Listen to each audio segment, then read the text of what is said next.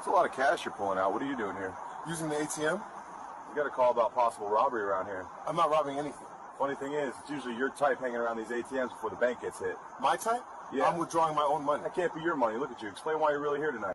The moment the body cam footage begins, the parking lot is almost empty. Cold night air, streetlights reflecting off wet pavement, a quiet suburban bank sitting beside a 24-hour gas station where only a few customers move in and out carrying coffee cups and snacks. Normal, routine, safe. Until the patrol cruiser slows near the ATM lane, because standing beneath the ATM light is a black man withdrawing cash. That's it. No mask, no hoodie pulled over his face, no suspicious movements. Just a well-dressed man in a dark overcoat calmly using the machine after midnight. But the second the officer sees him, his expression changes immediately. The body cam shakes slightly as the cruiser rolls closer. There he is, the cop mutters quietly to himself.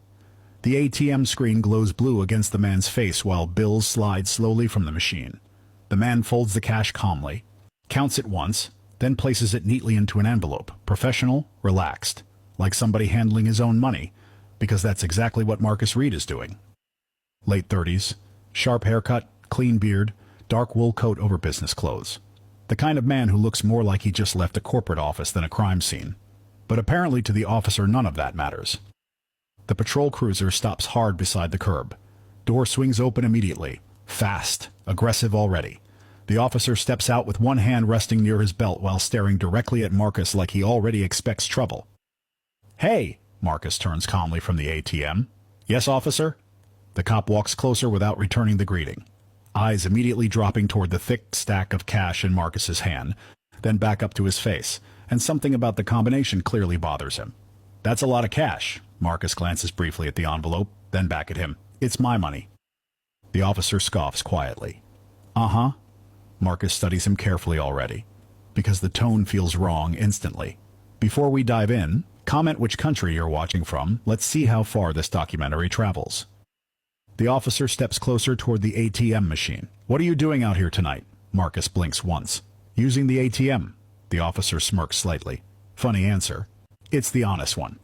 The cop folds his arms slowly while scanning Marcus from head to toe. Expensive watch, leather shoes, nice coat. Black man withdrawing a large amount of money after midnight. And somehow in his mind none of it fits together.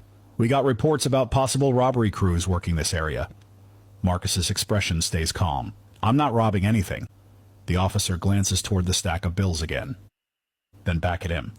"Funny thing is," he says slowly, "it's usually your kind hanging around these ATMs before banks get hit." Silence. Heavy. Ugly. Marcus stares at him carefully now. "My kind?" The officer shrugs casually. "Yeah, you heard me." Several seconds pass. Cars move quietly through the intersection nearby while the gas station lights flicker across the empty parking lot. Marcus keeps his voice controlled. "I'm withdrawing my own money." The officer laughs softly through his nose. "That can't be your money." Marcus's eyes narrow slightly. "Excuse me?" The officer gestures vaguely toward him. "Look at you." That line hangs there for a second, because now the racism isn't hidden anymore. It's open, comfortable. Marcus exhales slowly. "You stopped because I'm black." "No," the officer snaps immediately. "I stopped because you look suspicious." "What exactly looks suspicious?" The officer points toward the cash. "A guy like you pulling out thousands after midnight." Marcus studies him quietly. "A guy like me?" The officer leans slightly closer now. "You know exactly what I mean." Marcus already understands where this conversation is going, but he makes him say it anyway. "No," Marcus replies calmly. "I'd rather hear you explain it clearly." The officer glances briefly toward the gas station nearby, then lowers his voice slightly. "Blacks usually ain't standing around banks this late unless something illegal's happening." A woman pumping gas nearby visibly pauses, because even she hears it. Marcus notices too, still calm, still controlled, but colder now. "You're profiling me," the officer scoffs. "I'm investigating suspicious activity." "You saw a black man with money and assumed crime." The officer points directly toward the envelope now. "You carrying all that cash for what?" Marcus hesitates briefly, not because he's nervous, because he already realizes no answer will